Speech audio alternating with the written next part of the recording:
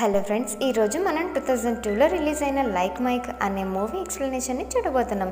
మూవీలోకి వెళ్ళే ముందు మీరు కనుక మా ఛానల్ని ఫస్ట్ టైం చూస్తున్నట్లయితే ఛానల్ని సబ్స్క్రైబ్ చేసుకుని పక్కనే ఉన్న బెల్ ఐకాన్ని క్లిక్ చేయండి. ఇక లేట్ చేయకుండా వీడియోలోకి వెళ్దాం. జస్టర్ ఫిష్ ఆర్ఫనేజ్ హోమ్లో కెల్విన్, మర్ఫ్, రిచ్ అనే ముగ్గురు అనాథ పిల్లలు నివసిస్తూ ఉంటారు. కెల్వినే ఈ మూవీ యొక్క మెయిన్ క్యారెక్టర్. ఇంకా వీళ్ళు ముగ్గురు బెస్ట్ ఫ్రెండ్స్. అలాగే వీళ్ళ ముగ్గురికి కూడా బాస్కెట్బాల్ ఆడడం అంటే చాలా ఇష్టం.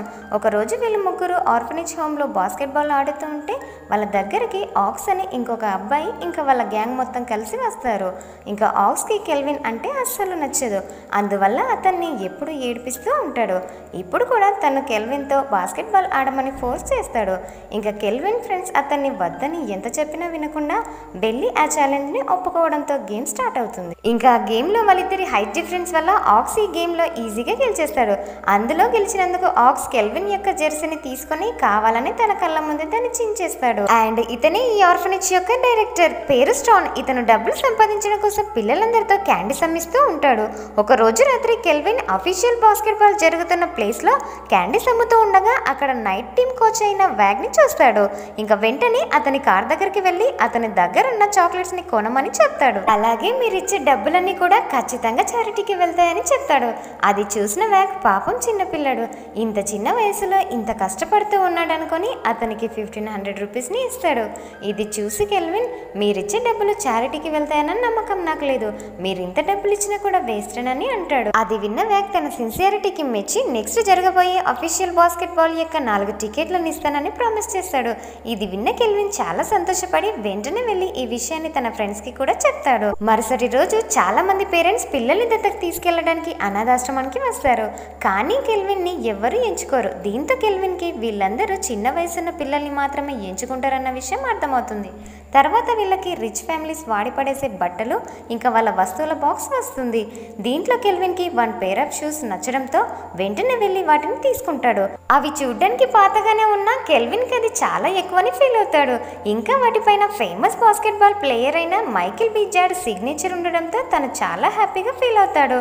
అప్పుడే అక్కడికి ఆక్స్ వచ్చి కెల్విన్ షూస్ ని చూసి జెలస్ ఫీల్ అయ్యి తన నుంచి ఆ షూస్ ని లాక్కొని 2 షూస్ యొక్క లేస్ ని దగ్గరికి ముడేసి కరెంటు వైర్ మీదకి విసిరేస్తాడు. ఇంకా ఆ రోజు రాత్రి వర్షం పడుతూ ఉంటుంది. కెల్విన్ వాళ్ళ ఫ్రెండ్స్ ని తీసుకొని ఎలాగైనా ఆ షూస్ ని పొందాలన్న పట్టుదలతో ఆ కరెంట్ వైర్ పక్కనున్న చెట్టెక్కేస్తాడు.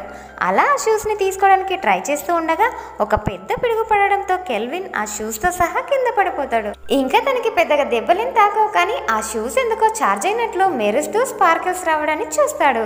నెక్స్ట్ డే కెల్విన్ ఇంకా తన ఫ్రెండ్స్ తో వ్యాగ్ ఇచ్చిన టికెట్స్ తీసుకొని ఆ గేమింగ్ ఆర్నమెంట్స్ కి వచ్చేస్తాడు. ఇదంతా చూసిన ఆక్స్ కుళ్ళుకొని వాళ్ళతో, మీరు చారిటీకి తీసుకున్న డబ్బులని పెట్టి ఈ టికెట్స్ ని కొన్నారన్న విషయం డైరెక్టర్ కి చెప్పేస్తానని బ్లాక్మెయిల్ చేయడంతో దానికి కెల్విన్ తప్పనిసరి పరిస్థితులలో తన దగ్గరున్న 4వ టికెట్ ని ఆక్స్ కి ఇచ్చేస్తాడు. ఇంకా వీళ్ళ నలుగురు ఆ గేమ్ ని చూసి బాగా ఎంజాయ్ చేస్తూ ఉంటారు.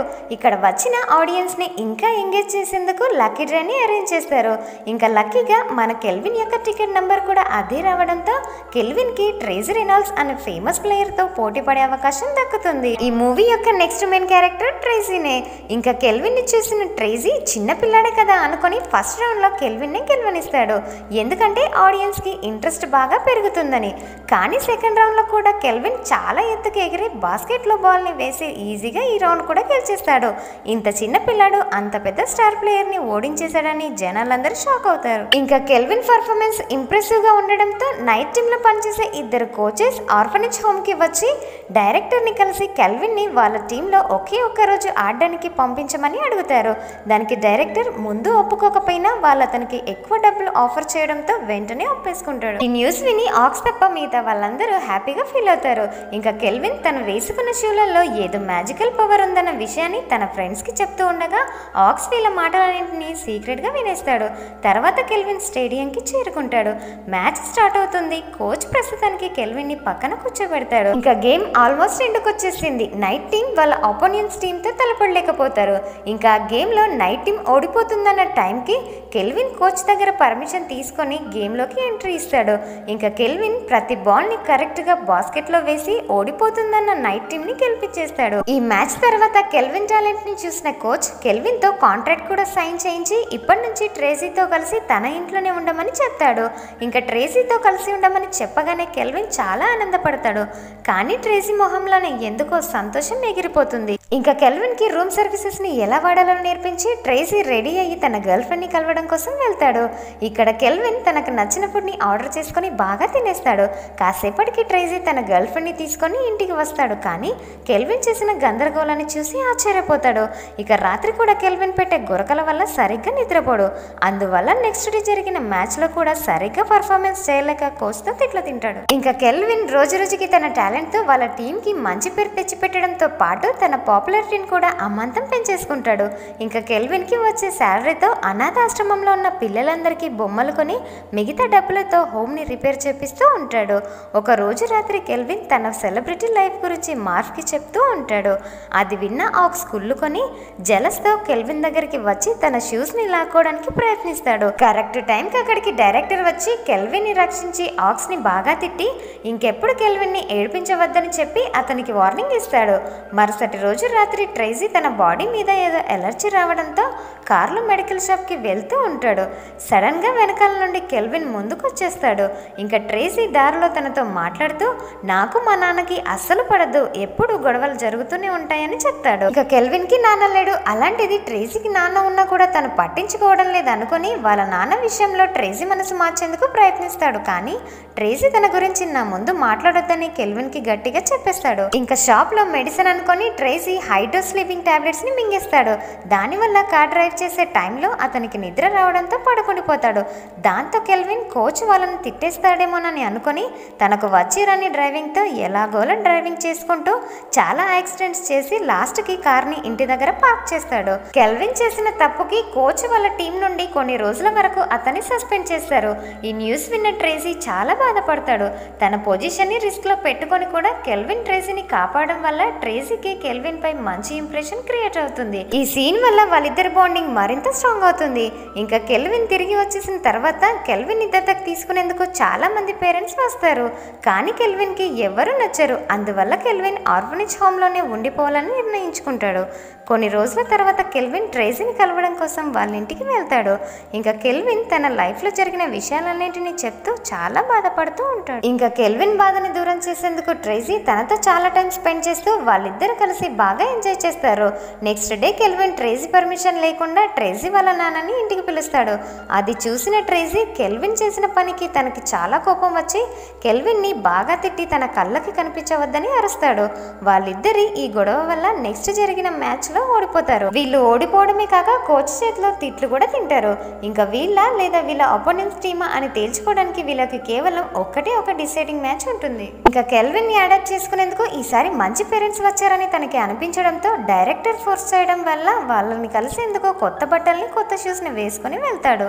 ఇంకా వెళ్లే ముందు తన ఫ్రెండ్ మార్ఫ్ కి 1కి 10 సార్లు ఎట్టి పరిస్థితుల్లో ఈ షూస్ ని మాత్రం ఎక్కడ పోనివ్వకురా అని చెప్పి వెళ్తాడు. ఇంకా కెల్విన్ ఎప్పుడు ఆ షూస్ లలో సూపర్ పవర్స్ ఉన్నాయని చెప్తూ ఉండడంతో ఒకసారి చూద్దామని చెప్పి మార్ఫ్ కూడా ఆ షూస్ ని వేసుకుంటాడు. కానీ సరిగ్గా ఆడలేకపోతాడు. కాసేపటికి ఆక్స్ మార్ఫ్ దగ్గరికి వచ్చి ఆ షూస్ ని ఎక్కడ దాచాడో చెప్పమని బెదిరిస్తూ ఉంటాడు. ఇంకా ఎంతసేపటికి మార్ఫ్ నోరు విప్పకపోవడంతో డైరెక్టరే వచ్చేస్తాడు. మార్ఫ్ వల్ల అమ్మది ఆఖరి ఫోటోకి నిప్పంటించి ఆ షూస్ ని ఎక్కడ దాచాడో చెప్పు, లేదంటే ఈ ఫోటోని పూర్తిగా తగలెట్టేస్తానని బ్లాక్మెయిల్ చేస్తాడు. ఇంకా తప్పనిసరి పరిస్థితులలో మార్ఫ్ ఆ షూస్ ని ఎక్కడ దాచాడో చెప్పేస్తాడు. యాక్చువల్లీ ఇక్కడ డైరెక్టరే పెద్ద విలన్ గా మారిపోతాడు. ఎందుకంటే తను కెల్విన్ వల్లది కాకుండా ఇంకొక అపోనెంట్ టీం గెలుస్తుందని చాలా పెద్ద అమౌంట్ని పెట్టేస్తాడు. అతనికి ఆక్స్ ద్వారా తెలిసిపోయింది ఏంటంటే కెల్విన్ ఆ మ్యాజికల్ షూస్ వల్లే ప్రతి మ్యాచ్ లో గెలుస్తున్నాడని. సో దానివల్ల ప్లాన్ ప్రకారం కెల్విన్ కి కొత్త షూస్ ని కావాలని వేయించి తను లేని టైం చూసుకుని తన పాత షూస్ ని కొట్టేస్తారు. ఈ షూస్ లేకపోవడం వల్ల కెల్విన్ ఈ గేమ్ ఆడలేడు. కాబట్టి తను ఆటోమేటిక్ గా ఓడిపోతాడు. అప్పుడు ఇతనికి అంతకంటే డబుల్ అమౌంట్ వస్తుందని ప్లాన్ వేస్తాడు. ఇంకో పక్క కెల్విన్ తనకు కాబోయే కొత్త ఫ్యామిలీని తన బిహేవియర్ తో డిసప్పాయింట్ చేస్తాడు. అదే టైంలో మార్ఫ్ కెల్విన్ కి కాల్ చేసి హోమ్ లో జరిగిన అన్ని విషయాల గురించి చెప్తాడు.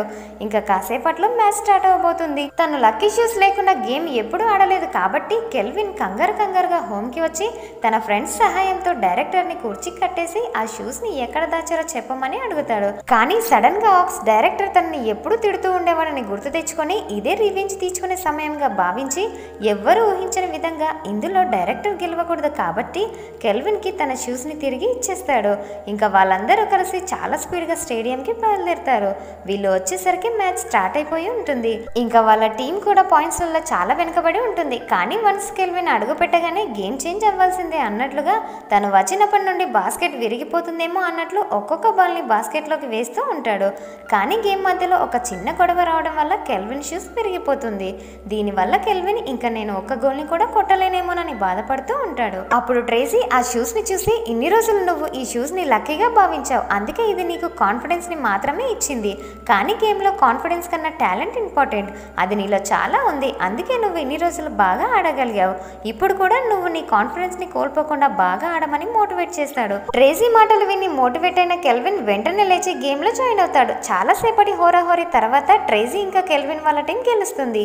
గేమ్ గెలవడానికి కెల్విన్ కూడా చాలా ఇంపార్టెంట్ రోల్ ప్లే చేశాడు కాబట్టి కోచ్ తనతో నెక్స్ట్ మ్యాచ్ కోసం కూడా ఇంకో కాంట్రాక్ట్ మీద సైన్ చేయమని అడుగుతాడు. కానీ కెల్విన్ కి అందరి పిల్లలానే జీవించాలని ఉండడంతో కోచ్ ఆఫర్ ని రిజెక్ట్ చేసి తిరిగి ఆర్ఫనేజ్ హోమ్ కి వచ్చేస్తాడు. ఇంకా డైరెక్టర్ జాబ్ నుంచి తీసేసిన తర్వాత ఆర్ఫనేజ్ హోమ్ పరిస్థితి కూడా పూర్తిగా మారిపోతుంది. ముందులా కాకుండా ఎవ్వరూ గొడవ పడకుండా అందరూ కలిసిమెలిసి ఉంటారు. కొన్ని రోజుల తర్వాత ట్రేసీ వాళ్ళ ఆర్ఫనేజ్ హోమ్ కి వచ్చి కెల్విన్ ని సర్ప్రైజ్ చేస్తాడు. యాక్చువల్లీ ట్రేసీ తన ఒక పిల్లని అడాప్ట్ చేసుకోవడానికి ఇక్కడికి వచ్చాడంట. అంటే దాని అర్థం ట్రేసీ కెల్విన్ ని తన కొడుకుగా యాక్సెప్ట్ చేయడానికి సిద్ధంగా ఉన్నాడు. అందుకు కెల్విన్ కి కూడా ఇష్టమేనా అని అడిగితే కెల్విన్ చాలా హ్యాపీగా ఫీల్ అవుతూ ట్రేసీని హక్ చేసుకుని నన్ను కొంటే నా బెస్ట్ ఫ్రెండ్ మార్ఫ్ కూడా ఫ్రీ అని చెప్పేస్తాడు. ట్రేసీ కూడా ఏం ఆలోచించకుండా ఈ by one get one offer ని యాక్సెప్ట్ చేసేస్తాడు. ఇంకా చాలా సంతోషంగా కెల్విన్ ఇంకా మార్ఫ్ ని అడాప్ట్ చేసుకుంటాడు. వాళ్ళ ఫ్రెండ్ అయిన రిచ్ అనే అమ్మాయికి కూడా మంచి ఫ్యామిలీ దొరుకుతుంది. లాస్ట్ సీన్ లో కెల్విన్, మార్ఫ్ ఇంకా ట్రేసీ వీళ్ళు ముగ్గురు కూడా మంచి ఫ్యామిలీలా అయిపోతారు. ఇంకా ట్రేసీ తండ్రిలాగా మార్ఫ్ ఇంకా కెల్విన్లను చూసుకుంటూ వాళ్ళకేం లోటు లేకుండా పెంచుతున్నట్లు చూపించి ఈ మూవీని ఎండ్ చేసేస్తారు. ఈ మూవీ గనక నచ్చినట్లయితే లైక్ చేయండి. మరెన్నో లేటెస్ట్ మూవీస్ కోసం ఛానల్ని సబ్స్క్రైబ్ చేసుకొని పక్కన ఉన్న బెల్ ఐకాన్ని క్లిక్ చేయండి. Thanks for watching.